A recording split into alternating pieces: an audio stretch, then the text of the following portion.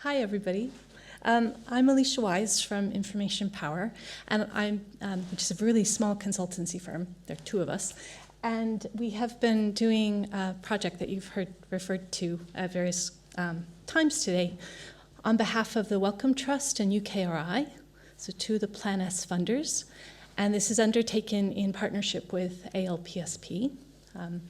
It's called the Society Publishers Accelerating Open Access and Plan S, or SPA-OPS. It's a project that started in January, but it was conceived back in October when the Wellcome Trust launched its revised open access policy at an event here in London. And it was the first funder that had revealed a detailed policy to implement Plan S. So they had many stakeholders in the room. And Robert Kiley was very politely but very firmly approached by a number of society publishers in the room who said, oh my goodness, we have whatever the number was for them, 3%, 8%, 12%, 20% of our articles in our hybrid titles OA at the moment. How on earth do you think we're going to be able to transition by 2020? And this transformative agreement idea is a nice one, but consortia won't talk to us. We don't have any big deals. What? And there was a sort of a sense of real angst. Robert listened to that, and apparently he went back to his office that afternoon and decided that they should commission some research to support society publishers in particular to transition successfully. And it has broadened, as we've just heard. They're very firmly thinking now not only of society publishers, but small and medium publishers of various kinds, commercial, also open access only publishers. So that's the kind of background for the project. What we have done is outlined on the left of this slide. So we began in February by interviewing about 25 stakeholders of various kinds. Some were society publishers, some were larger publishing partners that work with societies. We interviewed funders and we interviewed librarians. And based on that, we identified a number of potential business models that might be of interest across stakeholder communities. We pulled those together in a discussion document that is published and still available on our website, which lists more than 25 potential business models to transition. We then issued a survey document to library consortia around the world, and I'll talk about the results of that very quickly. And we've also surveyed international societies about their views on these different approaches and models. We've participated in 4 workshops with groups of society publishers. Those have taken place in the Netherlands, Germany, the US, and here in the UK. And on Monday, we will be doing a final workshop bringing together consortia and society publishers to collaborate on transformative agreement models. So the final report will come out late summer. It's all open access. The data from the surveys will be open access as well. And key outputs from the project will be a model transformative agreement and an implementation toolkit that's been co-developed by libraries and publishers. Okay, just some highlights from the consortia survey. We reached out to library consortia via ICOLC, the International Coalition of Library Consortia, and we had responses from 26 members. It's fair to say that the majority were from the US and Europe. We didn't have any responses at all from the Southern Hemisphere, though we really did try. But we have a smattering of responses from Asia and the Middle East, which we were very happy with. And the slightly surprising thing to us is that the idea, the principle of supporting society publishers to transition to open access successfully and to have sustainable business models was something that really resonated with the library consortia that we heard from. There was a strong sense that they really wanted to work with more library consortia, or with more publishers, and more small publishers. There's also recognition that there were some challenges from a consortial perspective. One of those is bandwidth. Consortia are not-for-profit organizations, usually. They have limited numbers of staff. They often prioritize their negotiations with the largest publishers, as you've mentioned. And so it's a change of approach for them to think about how they can reach out to the long tail of publishers. And we'll come back to that point in a minute. But something that leapt out of the consortial responses from our survey was how strategic partnerships with society publishers appeared to be. They felt that working with societies gave libraries an opportunity to co-create the transformative agreement models for the future, to co-create and to work with you to develop new approaches that would be agreeable and sustainable from all stakeholder perspectives. So there's a lot of goodwill there, but there's some practical challenges as well to overcome. We asked some specific questions about how much support they had from their member libraries to repurpose subscription spend to further open access publishing. You can see a very strong positive response to that question. Interestingly, the one or two consortia that responded negatively, we delved into this a little bit more. These were from consortia that represent a lot of teaching-intensive universities, and they didn't really see the relevance for them of open access publishing because they didn't have many authors. And this is a kind of mindset challenge, I think, that we collectively need to address. Open access publishing isn't only of benefit to authors and publishers and research-intensive institutions. It's of course, and it would be ironic if it were any other way, of benefit to readers and students and practitioners around the world. Not only is access widened, but publishers are still going to be asked to tailor their delivery services to ensure that that access is compatible with the principles and values and the needs of research-intensive institutions. We're still going to be asked to archive our content with clocks and Portico. We're still going to be asked to deliver our content through really innovative platforms and services, which costs money to invest in.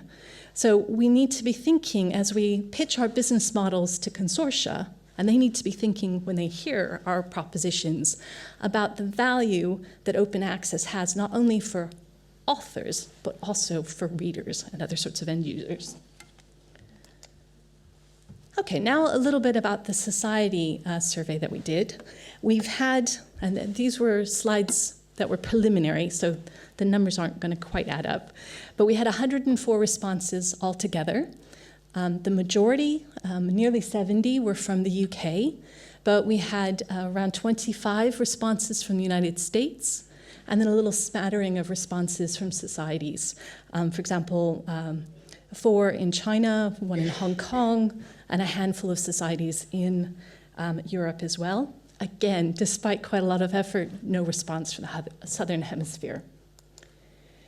And a little bit about those societies to whom we're grateful for responding. The majority of them are small in the sense of having very few titles, 5 or fewer.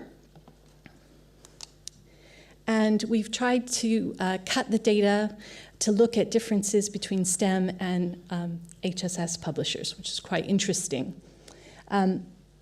Fewer of the HSS publishers are independent publishers. This is probably not surprising.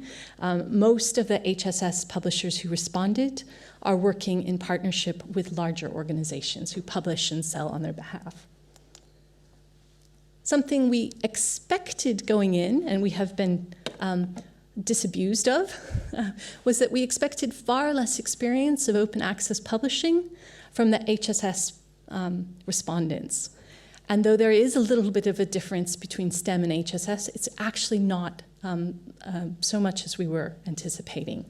So this slightly over colorful slide, on the left you see a representation of our STEM respondents, and the green bar on the far left is the one respondent which is already fully open access. The blue and the yellow bars are those that have hybrid titles and are in transition, but most of their portfolios at least offer an OA option. And you see on the HSS side on the right, similarly, quite a lot of experience, but more at the right end of the color spectrum in the purples and the pinks, where there were some publishers that had not a single OA option in their portfolio, or only in a very limited spectrum of titles. So a little bit less experience in HSS, but not as much as we expected. Okay, so what were we surveying them about, and what did they think about these models? We clustered the more than 25 business models we found into these 7 buckets. And let me go through each of them quite quickly. I'm going to come back to transformative models and spend the majority of time on those. So let me leave that to last. Cooperative infrastructure and funding models are approaches to transitioning to open access. They don't involve article publishing charges. What they do involve is a deep strategic partnership, typically between libraries and publishers. This approach is used often in countries with a very strong local language publishing culture. Finland and Croatia are 2 examples. It's also widely used in HSS publishing. And the idea is that you essentially get a community of interest, librarians and publishers who pool resources. They co-design what the infrastructure and platforms will be. They jointly publish content on those platforms. They jointly agree how to divide costs. And as I said, all of the content is freely available, but authors are not charged for that open access publishing. Let me skip over evolving subscription models and article transaction models. Again, I'll spend a little bit more time on those. And let me touch on open platforms just a bit. And I might have picked up an area where there's some confusion that needs to be unpicked from John's incredibly helpful slides. And this is about the nature of open platforms that are compliant with Plan S. The open platforms that are described in the Plan S guidelines aren't just repositories or preprint servers. They're kind of a new environment for a different kind of publishing. An example are the sorts of services that have been pioneered by Faculty of 1000. The idea here in an open platform model is that authors decide when they're ready to disseminate their work. They publish that work onto an open platform, and then everything happens post-publication. Peer review is done, and an APC or another charge might be levied to fund that peer review service. Post-peer review, perhaps there are article overlay journals that are put in place, or curation services or badging of various kinds to mark which content is of high quality or of interest to a particular reader group. And again, maybe a service charge is made for that curation service. But it's quite a fundamentally different approach to thinking about the role of publishers in an open environment and what you charge for and when that happens in relationship to publishing. Quite interestingly, the open platform model did not really emerge very strongly or clearly in our surveys of either society publishers or library consortia. It doesn't seem to be so well understood or well established in the mind space yet, but it is by far the most interesting approach to open access that we were hearing from funders whom we interviewed for this project. They really do think that this is a a radical change and of potential interest because it speeds up publication and the dissemination of knowledge, and it has the potential to decrease costs by chunking up services and making sure that different players can come into the marketplace, provide services on a competitive basis. So anyway, if you're not up on that open platform model, well worth spending a little bit of time on. Other revenue models. I'm not going to go into this. There was a long list of possible ways you could get money: crowdsourcing, shaking up donors who might bequest money to your society or your company upon their deaths, whatever. And interestingly, many of those revenue models are being tested or already in use by societies. But none of them was really ticking all of the boxes as a sensible, predictable, steady source of revenue to replace subscription income. So you can read about them if you wish to, but there weren't any that were sort of leaping out as silver bullets. And there were a variety of approaches that are like tricks of the trade for saving money, collaboration on infrastructure, etc., that were surfaced as well. So this red flashing light, do I need to finish, or are we slightly off? I will quickly go through this then. Okay, so let me talk about the models that were highlighted in pink. Article transaction models, APCs, do not appear to be a convincing transition model for most publishers. And this is because the availability of money for APCs is unevenly distributed. 100% of your authors are unlikely to have money for the APCs, and if they do, you're already publishing their works open access. So when you're thinking about your transition models, APCs might be a component, but do think much more broadly than that. Evolving subscription models. We've already heard that allowing manuscripts or final versions to be posted under CC BY license with no embargo period might be a transition model. And I was surprised at how positive publishers were about this, but it's been interesting to listen. Maybe it's a method because it seems the least worst option rather than something that's sustainable. But what has emerged again and again and again is the interest in transformative agreements. So we outline 5 of these in our paper. All of these are already working in the marketplace. There's nothing new in this paper. So there are models that basically have an intermediary who takes money from current subscribers and gives it to publishers, but for some different kind of reason than reader access. Scope 3 in the physics community is a good example of this. CERN in Geneva was the intermediary. They said to all of the subscribers for high energy physics titles, give us the money you're currently spending with the publishers. They said to the publishers, you're going to now publish all of your articles open access, and they did an agreement about how to parcel up that pool of money amongst the publishers. Same money flowing in a different way. The output is not subscription access, it's now open access publishing. Read and publish and read models, same thing. But here you don't tend to have an intermediary. It tends to be driven by a library consortium at the moment. And the basis on which they agree pricing is either more skewed to how many readers will benefit or how many authors will publish. There's no reason you can't combine the two. And there's no reason that those approaches can't work at an individual library subscriber level or through a subscription agent. The CDL has a slightly different twist on that in California, which is about the libraries paying the lion's share of the transformative agreement, but authors being able to chip in extra cash if they have access to grant funding. And Subscribe to Open, which is pioneered by Annual Reviews, is essentially publisher-driven. They have said to their own subscribers, continue to subscribe next year, and if you all agree, then we will publish all of the content open access. And their subscribers have been very positive about that in their pilots to date. Okay, this will take 1 minute.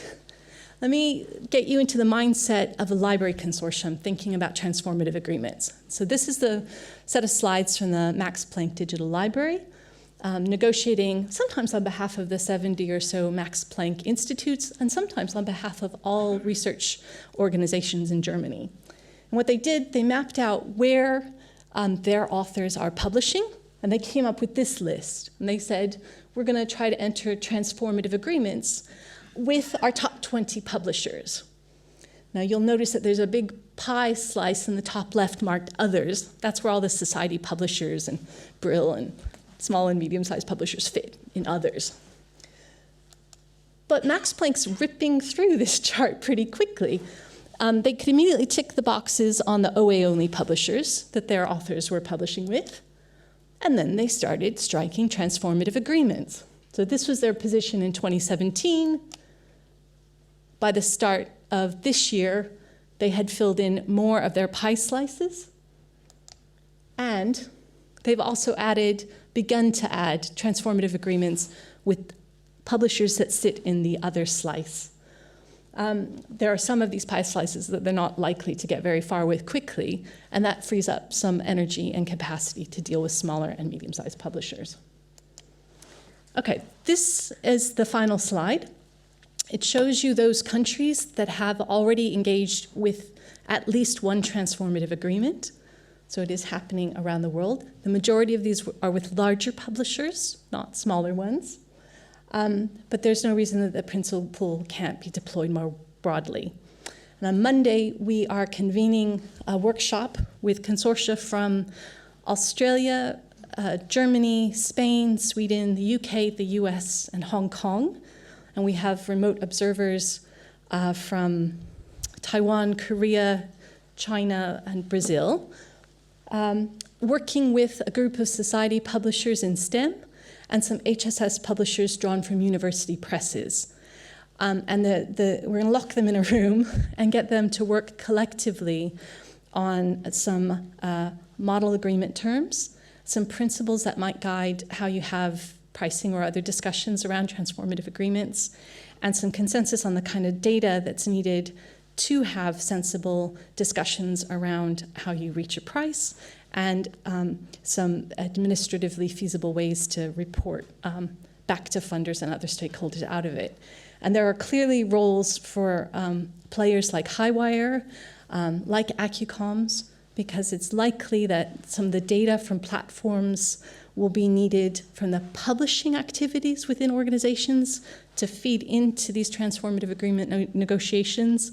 And it's also very clear that smaller and medium-sized publishers will also often need to implement in partnership with their subscription agents. So sorry for running over. Thank you very much.